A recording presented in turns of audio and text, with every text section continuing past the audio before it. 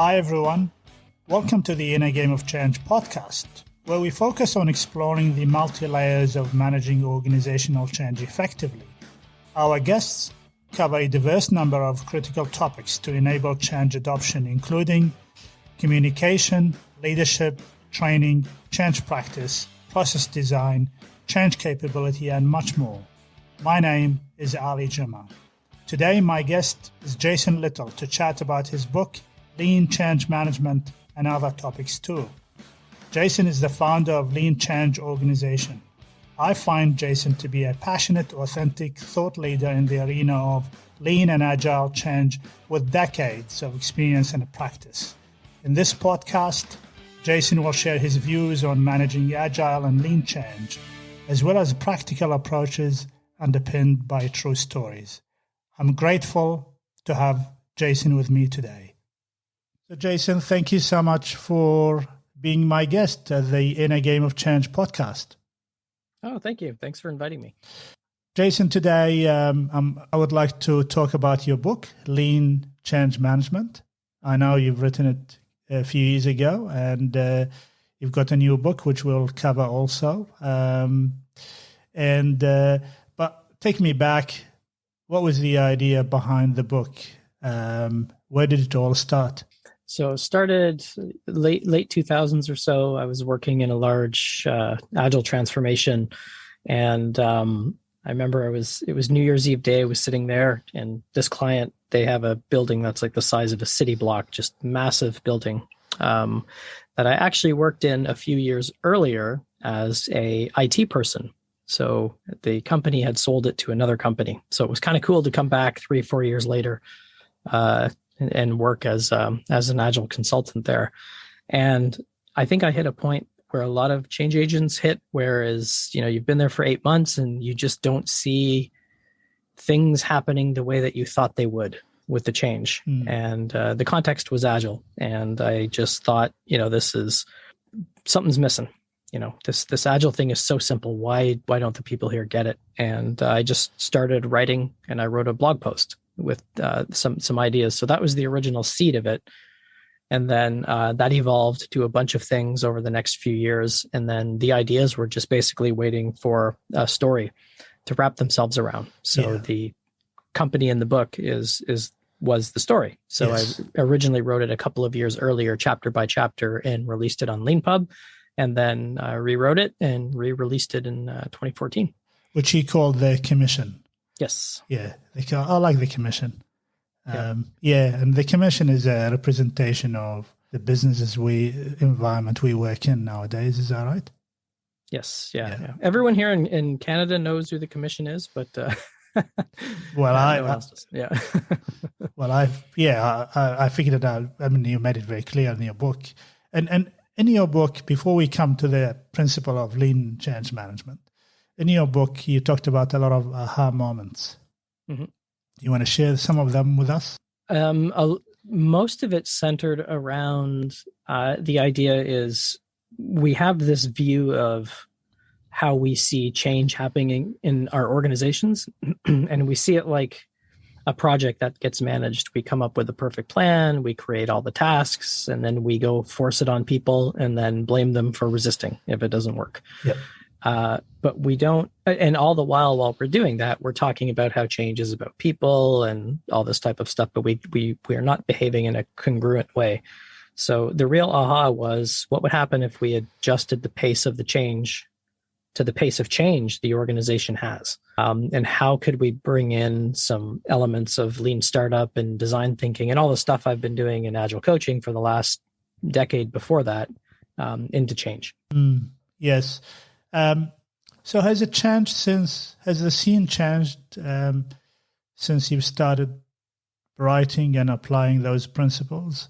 Do you actually believe that there is a uniformed way that humans behave towards change and it's not going to change?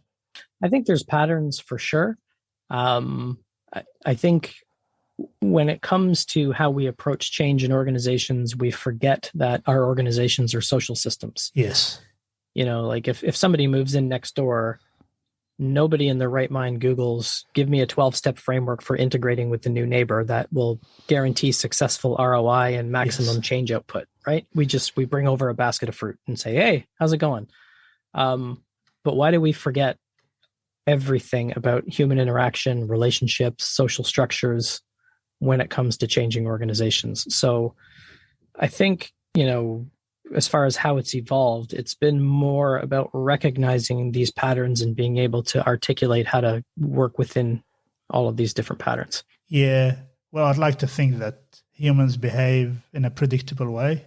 It never happens. That's why there's a book actually about nudge. It's called actually Customers or Consumers Misbehaving. I think you'd covered really an important topic, which is, can we problem focused or a solution focused? And I really like that and where it took us as well. But let me just go back to, so in a simple, description, can you just describe what lean change management is? Lately, I've just been referring to it as a collection of action-biased ideas and philosophies that help you take one step forward at a time. Yes. Okay. And is chunking the change, which is you release one and then you get feedback and then you move to the next stage. Chunking can be a disruptive process to organizations, especially when you get to the experimentation part of it. How do you convince leaders that only through this process that you can achieve a sustainable outcome? I kind of like the idea from Disciplined Agile delivery, where they have this concept called enterprise awareness. So how do Agile teams become aware of the ecosystem they're operating within? So I like to use that same type of idea to help people and leaders understand that this change isn't the only thing going on. How do we synchronize this with what's happening right now? An example would be one company I worked in, they back to school and holiday. Those are their big business to consumer seasons. So in September is a horrible time to start a change program. So it's kind of like, how do you synchronize our change programs or projects with the natural rhythms in the organization so you create time and space for people? So not just making it just isolated about the change itself, but it's within a bigger ecosystem and we need to align things properly. Yeah. And that alignment can help with minimizing resistance, maybe capitalizing on resources. You're basically saying there's a dance already happening, and how do you align yourself with that dance? Is that right? Yep. Because it's pretty easy to go to resistance and say people are resisting. And it's not that people resist change or people resist being changed. It's just, I think sometimes we forget it's 100% of our focus as change people is the change, and it's probably 2% of everybody else, right? Yeah, so we need to recognize that what we label as resistance is how people are reacting to that foreign element. And that should be the focus, not the people who we think are resisting, but why did we get this type of reaction? What else is going on that is putting us in this spot? Which you described in your book, I think the resistance is a symptom. Yeah. All we can do is look at what that response is and try to figure out and try to make sense of it. Because we all do that. Of course. Yeah, of course. I mean, it's a natural thing. A change is happening. You got to have to weigh up, is that going to be good for me or bad for me? Is it going to impact my status, my relationships, all of those things. You talked about a neighbor is coming next to us. I got to have to figure out, do I like them? Are they going to be annoying? Mm-hmm. And so we go through all of those things in our head, and that happens in the workplace. And I completely agree with you.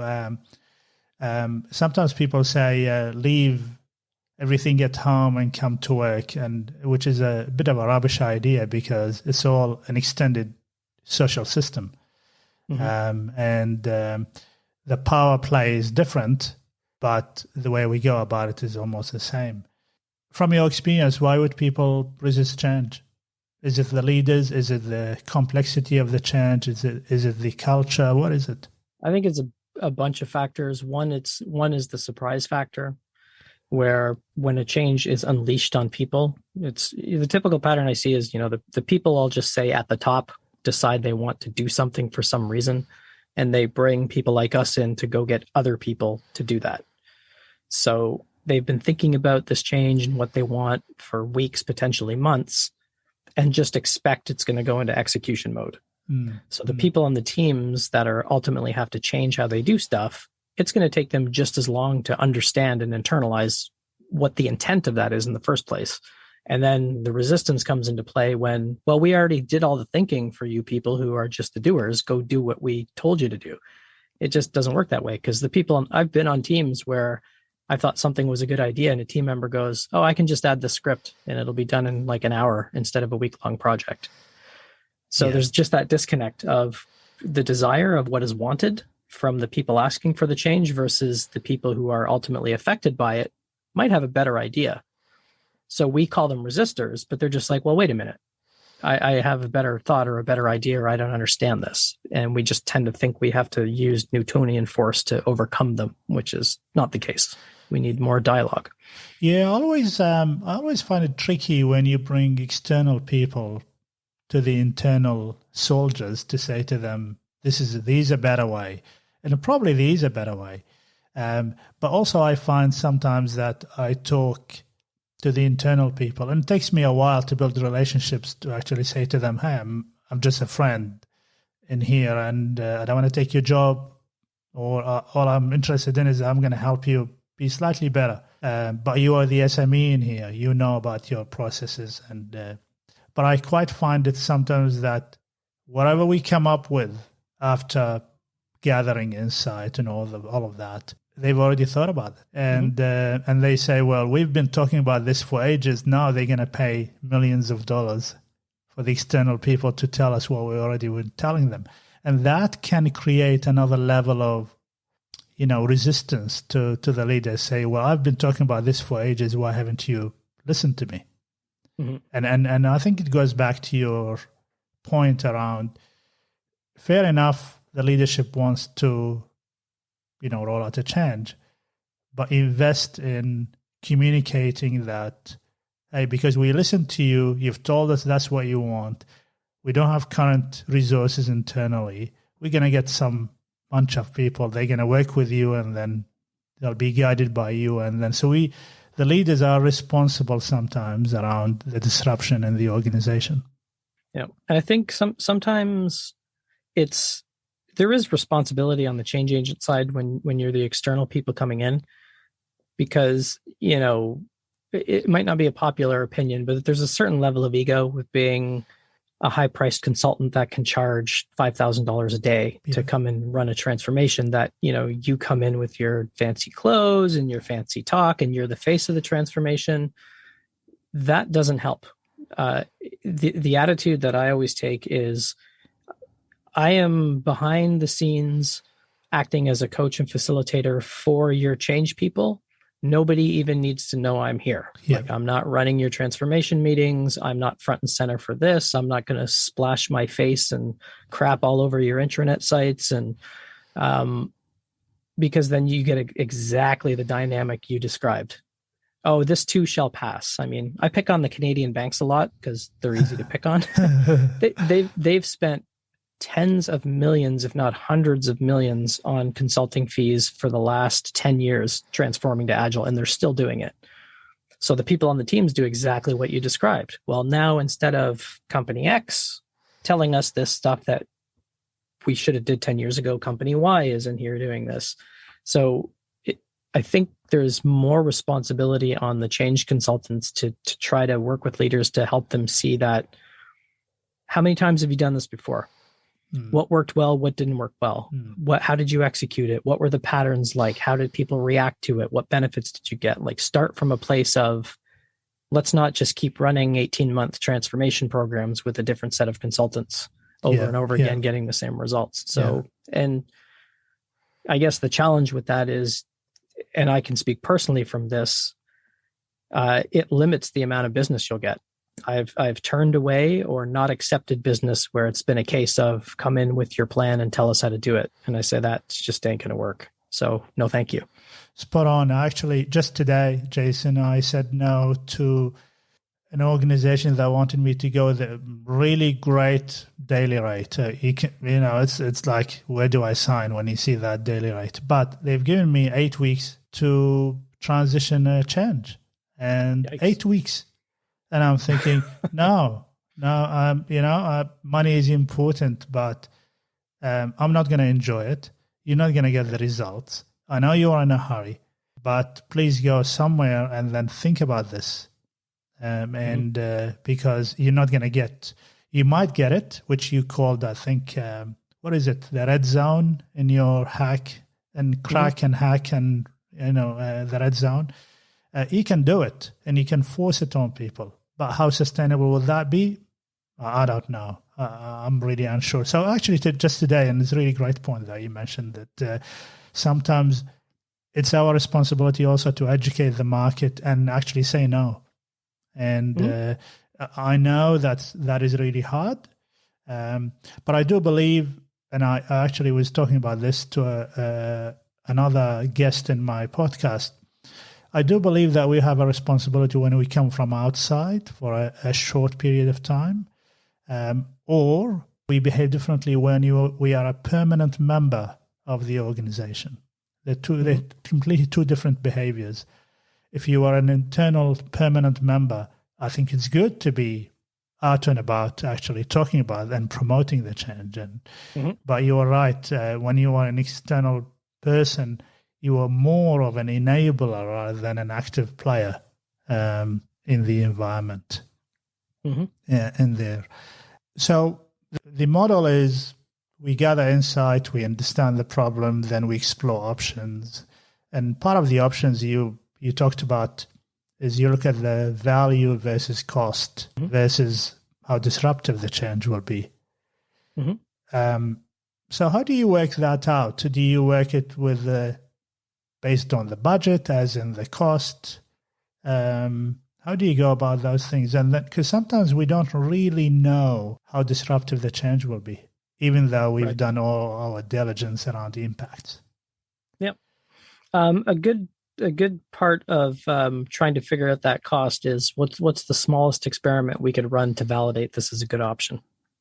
So we might not, execute that option in its entirety. We might want to run some smaller experiment to validate with the people impacted that, for me, it might not seem like a big deal, but for people on teams who have a fixed date, fixed scope, fixed budget project they have to release in the next 2 months, it's huge for them. Sure. So how do we go and validate that? The cost versus value is one of a few different ways of categorizing those options. And it doesn't need to be too scientific at the start, because cost can mean a bunch of things. Like I've had situations where there's 8 VPs in this division with this company, and all of them are fighting for the next SVP job because they know Biff, the SVP, is going to be retiring in a year. So I know there's competition between all 8. So the cost of aligning them around their agile transformation is going to be extremely high, because I know that there's going to be political whatever happening there. Yes. And I can't quantify that. And obviously that's something you probably don't want to talk about with them. I do, but cost is not just monetary stuff. If you have to buy a tool or whatever to run like a globally distributed lean coffee, sure, that's cost as well. But for me, it can also mean how many horizontal or vertical boundaries do you need to cross in the organization to make this option work? Because it just takes a lot of time. If you experiment with, let's just say, an MVP or I think you described it as an MVC, if you experiment and things don't work, is there a risk around the solution? Because people immediately, the impacted people, might hear that it did not work. So is it upon us to actually explain that this is an experimentation, and with you as the impacted group, we'll figure out if it's going to work, and if it's not going to work, the feedback is going to come from you, and so we start building that. Is that how important is communication here when we experiment? For me, it's building the experiments with the people that are going to be affected by them. So the experiment, the time we'll need to run it, what the leading, lagging diagnostics and measurements are, is really up to the people on the team to figure it out, and we're here for support. So it's basically if whatever we think will happen in this experiment, if it does happen, great. If it doesn't happen, we don't go to a place of, well, the team came up with it, so it's on them. Sure. Yeah. We also talk about the timing and the visibility of a failure to the experiment. Yeah. If it's, had some teams where the leaders want them to transition from waterfall to agile or whatever. And a few teams I've worked with, they're under a mission critical release for something. So I don't even start the experiment. I go back to the leaders and say, this is not a good time. You probably don't want them to completely change how they work while they're trying to deliver something that could either cost the company a lot of money if they don't make it, sure, or cause a lot of customer problems. So let's not even start the experiment. Yeah. But that dialogue happens with the people who are affected by it. And sometimes when you experiment and you expect a level of feedback, you gotta have. I actually talked to a leader just today saying to a couple of their change champions, if you would like them to add value and really give you feedback, give them a space and time in their daily calendar to actually do those things, because they're already stressed work-wise, and then we're asking them discretionary effort on top of that.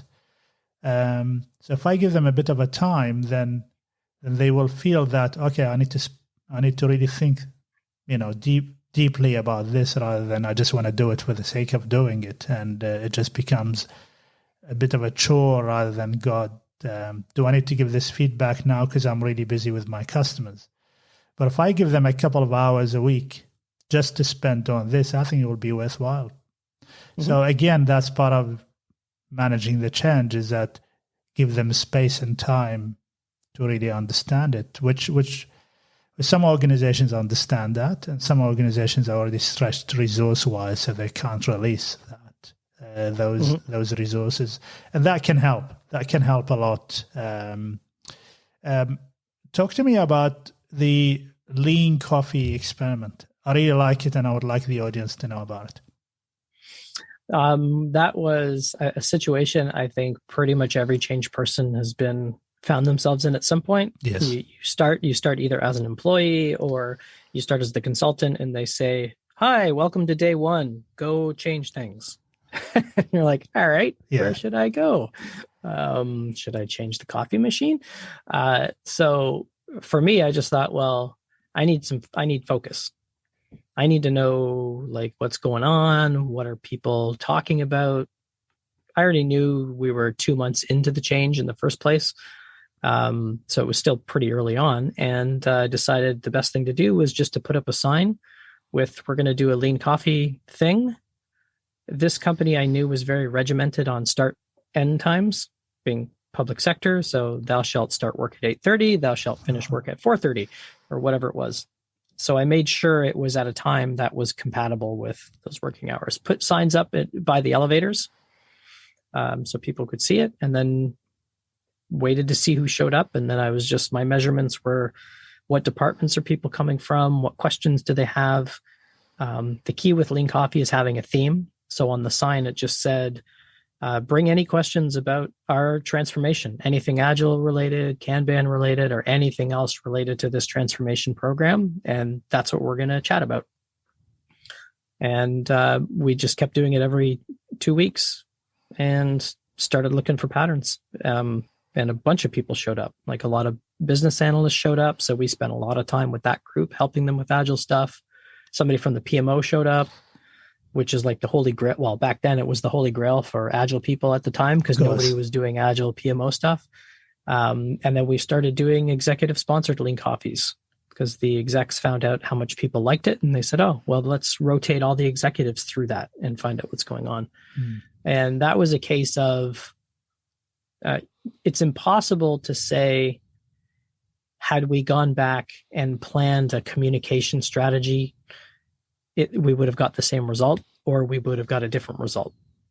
But the whole idea was, the effort to put the signs up was 5 minutes, and the payoff was something we couldn't possibly have planned our way through. Was a success because it was not forced, it was optional? Did you play to the curiosity of people? Was it because nobody's done it before, so that was a new thing? So that's, again, is that as a result of you really understanding the environment and the playing conditions, and then you decide simplicity is key here? In hindsight, yes to all of that. At the time, it was, I don't know where to focus my energy. And this is the easiest thing I can think of, to start having conversations with people as opposed to walking up to strangers' desks and saying, "Hey, how's it going? I'm Jason, the Agile coach. Yes. How's the Agile stuff going?" So it was a little bit of both. I think people felt they were being listened to, because just the nature of running a Lean Coffee, it's not like the coffee chats you hear batted around in traditional change circles, because those are preceded typically. It actually is, if they wanted to talk about cats, we would have talked about cats. So I think they really felt heard, not just listened to. Was management interested?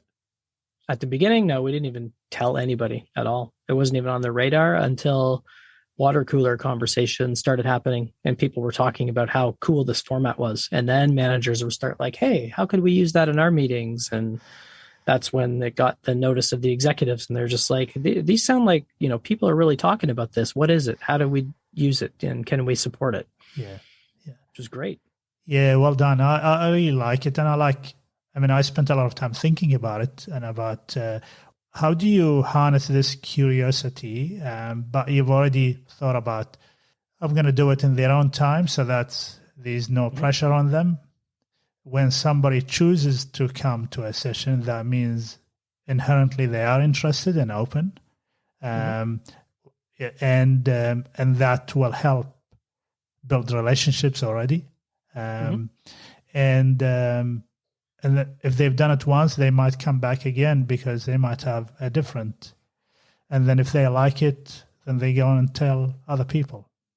Yep. And so it's a bit of a small revolution within a company. And but I took a poetical liberty to it, and I actually modified it quite a few times in different situations, and it always works. And I asked my son the other day actually to use it at school. I asked him to just have a whiteboard and ask people about, give me some words, and he'll write it, and then it creates a discussion. And I said to him, I'm pretty sure you will have a pattern of words somewhere about your class. And anyway, I could not convince him, Jason. He refused. Completely refused. He was resisting change. Resisting change. I think he was anxious, and and he thought that was going to embarrass him. We have a lot of models. We've got the ProSci, we've got Kota, we've got quite a few of them.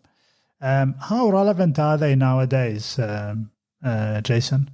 There's relevant bits from all of them. I think much of what we talk about in the traditional change world predates the internet. Yes.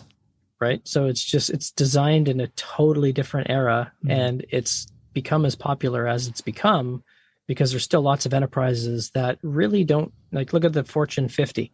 Do they really need to change? I mean, people will say, the average lifespan of the corporation is shrinking, blah, blah, blah. But you look at the banks here in Canada that have been transforming forever, they're going to keep using these tried and true methods and approaches that aren't really doing anything, but it makes them feel good. So I guess that's okay. So I think there is relevant bits. And I think, and there's parts that just don't make any sense anymore. Like urgency for change is a concept that for me has never made a lot of sense because it's biased from the perspective of the organization. Yeah, true. This change is urgent because we need to increase shareholder value. So I'm a tester on a team. Why do I care if I make a bunch of rich people more money? How do we flip the conversation towards having a purpose or a cause to rally around versus urgency? Yes. Yep. And then, great point. A purpose-driven is better than there's a burning platform. I mean, every time people use the burning platform, analogy, I cringe because nobody's dying. There's no fire, so don't dramatize it. Change is already hard, so don't make it more difficult. Yeah. So I despise that term. Every time I hear it or talk about it, I'm just like, if anybody's still using this, please stop, because people don't realize it's actually where it came from. It literally is a burning platform. It is a burning platform. I know, and it's a terrible thing. There's actually a lot of leadership lessons in there which I don't like anyway. So I'm glad we are on the same wavelength in there. I just focus a lot on the power of words and how we need to invest a lot of time, not really spinning it, but say it in a simple way and say it for what it is, rather than using big words like a burning platform or creating an urgency. I'm with you. First of all, there's a lot of urgency that is already pushing a company, so you don't need to create that. But again, urgency is a biased term, because who decides what urgency is? But purpose-driven, and it's kind of funny because my career now, I was always working in a capitalist companies, and I like their pace and I like all of that, until I dipped my toes into a state government, which is like public service. And I loved it, and I never looked back. Now I focus on how can I work more on projects on public service, because I can see the purpose and the value of this. And I can see that if there's urgency, it's actually driven by the community, and we need to respond to it. So I like that. I reckon for me, the way I think about those models, they need an upgrade. They need to think about, we are going into a digital revolution now. And it's really up on them. I mean, Kotta has already released another book, which is another kind of an upgrade to it. But you're right. I think we can. There are some elements in it. The ADKA element is in PROSA is more or less still applicable. There is the one thing that I focus on, and I'm curious about what you think, is the training aspect. So once we gather insight, get some options, we experiment, and then we've got a reasonably working solution. How do we, in ADKA, it's called the knowledge to ability, and that's the training transfer. How do you manage that? How did that work for you in sort of an agile environment? It's more on demand. It's less linear, and it doesn't make the assumption that everybody goes through those same phases at the same time. Like, people don't progress through awareness, desire, knowledge, ability, reinforcement in a linear way at the same time in the same way. No. But we align it that way because it's easier to manage the project when it's that way, but it never, ever works that way. So for me, it's on demand. One company, we went from 0 to 200 agile teams within a year. For example, we started from teams that we called the movers. So we basically put it out there to say, here's what our coaching team can help you with, who's in. So we had a very simple, we pitched it, sometimes you got to think like a marketer. So it was basically, you're going to go from nothing to ready to start your agile project in 3 days. Complete backlog, team liftoff, team working agreements, all that stuff within 3 days. And people were like, holy crap, that takes us like 5 months to do here. How are you going to do that? So we got the people interested, and they kind of went through like a micro transformation in the context of the bigger transformation. Then when we moved on to the next set of teams, we approached them like trainers, not like coaches. So we're going to mechanically show you how this stuff works. Oh, by the way, here's team 1. They've been doing this for 6 months. Let's talk to them. So it's more of like, some people will call it rolling wave or incremental or iterative, whatever you want to call it. We just episodic. Yeah, we killed the assumption that the idea of sending people to like a 3-day training and then say, hey, you've been trained on this change, now go do it, has never worked. I think now we're just at a point where we can actually say it never worked. because we can't afford that anymore. Mm-hmm. Yeah. I think it makes sense that if I do it in a sort of episodic way, on demand, and create the environment that will make it easier for them to actually learn, and give it time. I often find that we spend a lot of time in the readiness and the analysis and all of that stuff, and spend a small amount of time at the end to train, and then we close the project. Yeah. And I think we need to think about how we can make the tail a little bit longer as part of the scope and as part of the plan, rather than we train them and then we move on.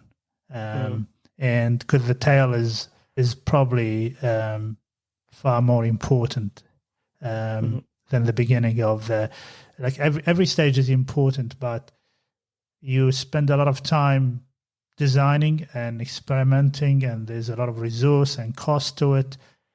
I think it's only worthwhile to actually invest a little bit longer time to embed that change and actually help people acquire the knowledge that you want them to acquire. Mm-hmm.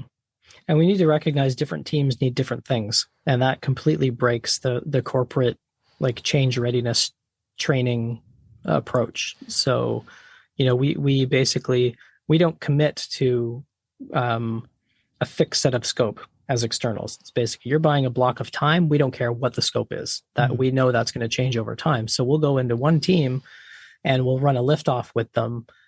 And the strategy is a beginnings and ends approach. And what I mean by that is, if the teams are trying to change how they work, and typically they're going to bring in Agile or Kanban or design thinking or whatever, there's cadences and there's ceremonies and there's rhythms. So if they're using Scrum, they've got a sprint planning and a sprint review and sprint retrospective in weekly chunks or 2 weekly chunks. So we intervene at the beginning and the end to help them. So we coach and train in those sessions on demand when they need it. So some teams might need more help with ideation or paper prototyping or design thinking. So wham, we help them with that. Other teams might not even have the basics of how to break work into chunks that they can deliver every week. So we focus more on that instead. And that is very difficult and stressful for the change people. But it also means your change people really need to have their together, and they really need to accept the fact that if I'm not the right person, I'll tag in the other change person because they've got the skills and the knowledge for this, instead of just saying like, here's the cart of things that you have to learn, and even if they're not relevant. Yeah, great point. Similar to, because we talk a lot about customize your communication based on the audience. So you're talking about is customize your training based on your audience as well, which may mean more investment. It might be easier for a change practitioner or an organization to create one training pack and then everybody goes through that, rather than the other way, which is which pack is applicable to which group to get the best value out of it. Let me go back to, you mentioned in your book these I think you've really articulated that well, and the difference between change and transformation. Mm-hmm. When we focus on fixing problems, that is change. When we focus on solution, that is transformation. Do you want to elaborate on that? Yeah, it's kind of like past versus future thinking. If we say transformation, the visions of the caterpillar turning into a butterfly immediately pops into people's brains. But any biologists that are listening will know what a horrible process that is. Right? Yeah. Like the caterpillar destroys itself. It breaks down its entire cell structure to turn into something different. That's transformation. And I've only ever honestly worked with one multinational organization that took that approach, where there was no let's capture the current state, future state, and transition, or let's do an analysis on how things worked. And they said, this is the future. Boom. Any barricades, plow it down. I don't want to hear we can't do that because of this, that, and the other. They agreed that transformation meant we're going to go to this goal, and whatever obstacle is there, we'll change it and just plow through it. And change is more being mindful of the constraints we're up against. So changing within a set of constraints that we're not willing to break right now. So with a lot of the banks here in Canada, their constraint is basically, at the agile transformation, it's an IT thing. Yeah, we're not going to change how we fund teams. We're still going to use project-based funding with very much a lot of heavy front-loaded project management stuff before we authorize the project and stuff. But they've chosen to live in those constraints. So let's not call those transformation because we know that's not it. Let's just call it process improvement. And somehow Agile's made that a bad word. And I've worked with a lot of clients where I say, if that's what you think is best, let's do it. Like, let's not beat ourselves up and have to talk about transformation and changing behaviors in this when we really just want to have 5 processes instead of 10. That's fine. That's awesome. Let's do it. Yeah. Let's do it. Is the word transformation, is that, I was talking to from a friend of mine the other day, and then I was thinking about it. We are in the middle of pandemic now. Mm-hmm. It's the biggest disruptor, and we're seeing our governments trying to do change management, and then most of them fail. So when we talk about transformation now, do you think it's a good time to still keep talking about transformation? When we are in the middle of very disruptive time, because the word transformation can give the connotation that this is going to be damn hard. I think the word is meaningless. 10 years ago it meant something. Now it doesn't matter because every company is doing a digital or agile transformation or some kind of transformation. So it's just a meaningless phrase. Something will replace it.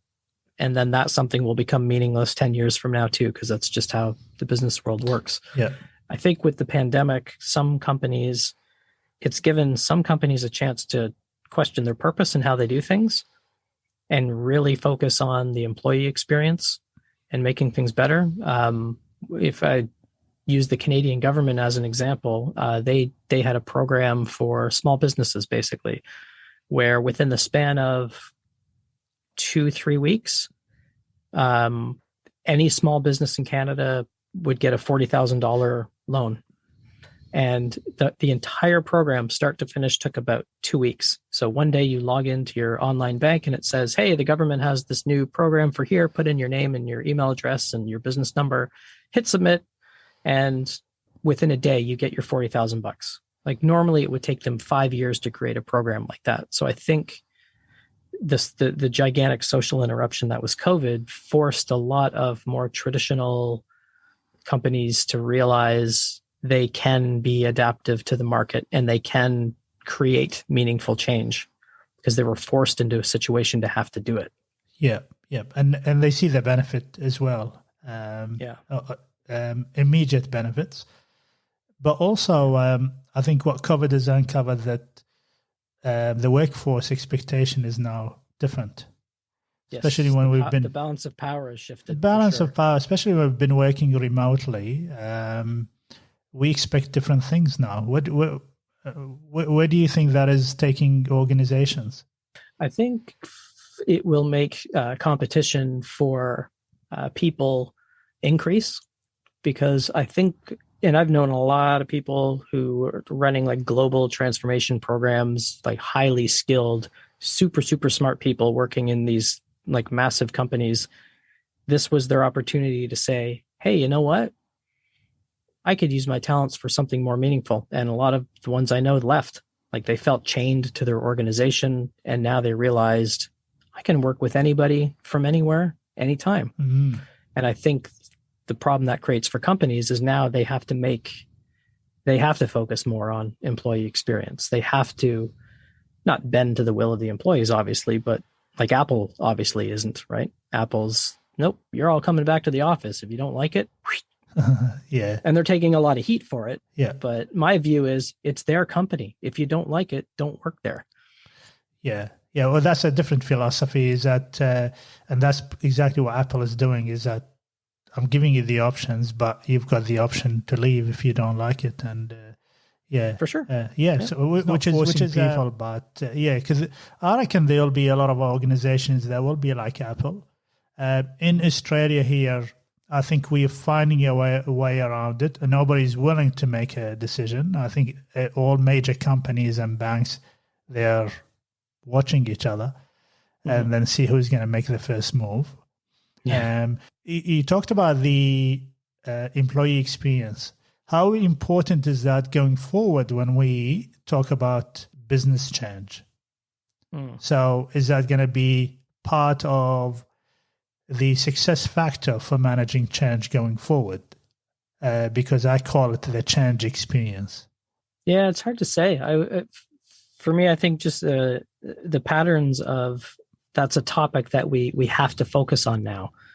We have to focus on things like what I'd like to see with remote is let the teams decide, right? Like it's if a company wants to have a policy that says thou shalt be in the office, it's absolutely their right to do it, and we need to respect that.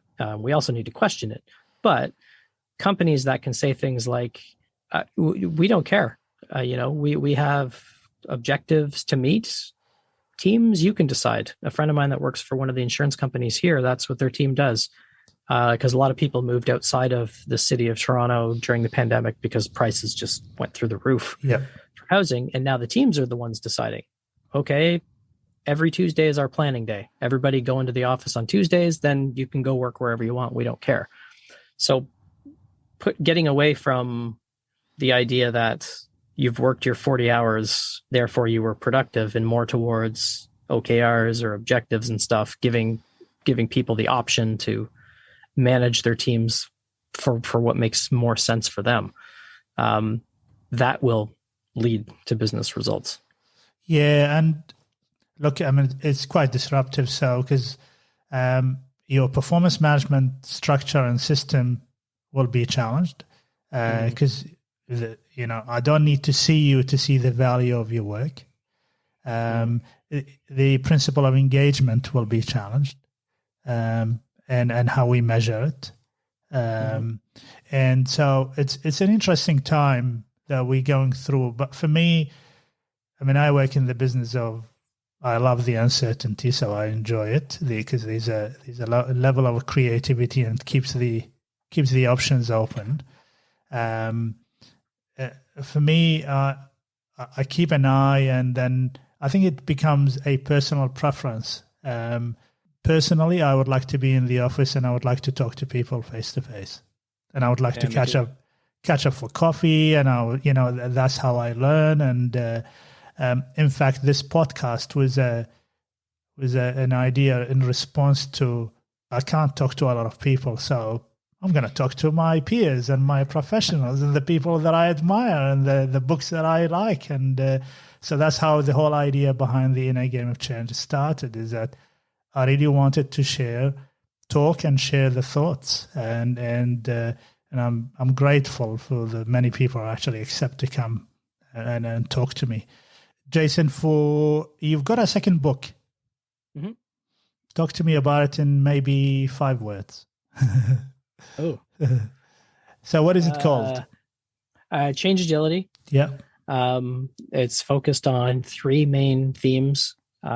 Change how you think about change, how to work smarter with agile teams, and manage your change, work smarter with agile practices. Nice. I actually wrote it in a week in 2019 or so, I think. 2018, 2019. And it was just sitting on a backup drive. So I was cleaning up a backup drive one day and I'm like, what the heck is this? I opened it up and went, oh, well, I'll run it through Grammarly and hit release. And that was it. And release. So that's why it's called the beta. It's released as a beta because it's supposed to be, the idea is our change plans can never possibly be perfect. It just can't happen that way. So the idea was the book isn't either. The book is like, how do you look at things differently? And if people want to find a typo and go, it's a horrible book because there's a typo in there, great, then stop doing change work. This is not your thing. If that's what you're going to focus on, you're not focusing on the right thing. Yeah. So it was designed, and it's a workbook basically. So it gives you a bunch of activities and exercises to really shift how you think about and look at change. I look forward to having you back here and we discuss that particular book. I like the approach, Jason. You released a book in an agile way. Minimal viable book. Yeah, exactly. The principle of writing a book, actually. I mean, why do you write? It's more or less to just formulate my own thoughts, and just it's a way for me to verbally think through stuff and think through ideas. Yeah. And that's I started writing articles, and then only to realize that it's another way of, because it forces you to do research. It forces you to articulate your thoughts in a way that will make it easier for people to read, which will help you ultimately be able to speak better when you talk about change or principles as well. So, I love it. And the same with my podcast. It forces me to read books. And I read more articles about the people that I'm meeting, and in that way I'm learning, and I hope that the listeners will pick up a couple of ideas. If one idea is they can pick up from this podcast, will be great. But we're coming to the end of the podcast, Jason. Can you just summarize your thoughts around where change management is going over the next couple of years? I think it's going to actually just stay the course. I mean, you've probably seen everything come and go in the change world, right? Like this whole agile change thing, it's going to run its course. Yeah. People will forget about it, and they're going to move on to the next thing whenever the next thing comes out, because that's just the nature of how ideas evolve. I think the one thing that I hope will change is global change community will become more congruent. And what I mean by that is, we talk about how it's always about the people. Let's bring the humanity back into change. But here's a bunch of templates for you to fill out.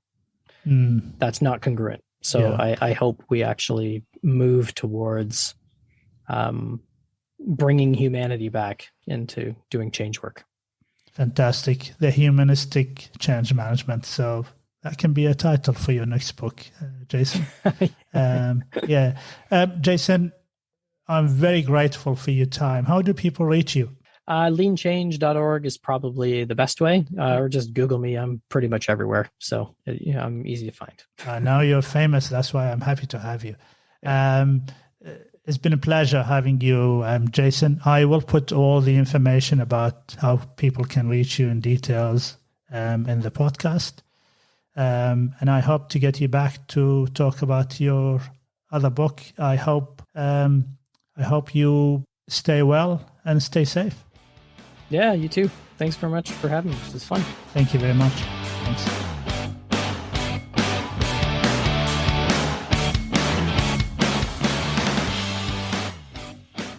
Hi, everyone. I hope you enjoyed listening to this episode with Jason Little. To know more about Jason and this podcast, check the innergameofchange.com.au website. To receive more podcasts, simply subscribe. In our next podcast, we will meet with another change management specialist who will share their thoughts and ideas on change practice, communication, and learning. Until then, stay well and stay safe.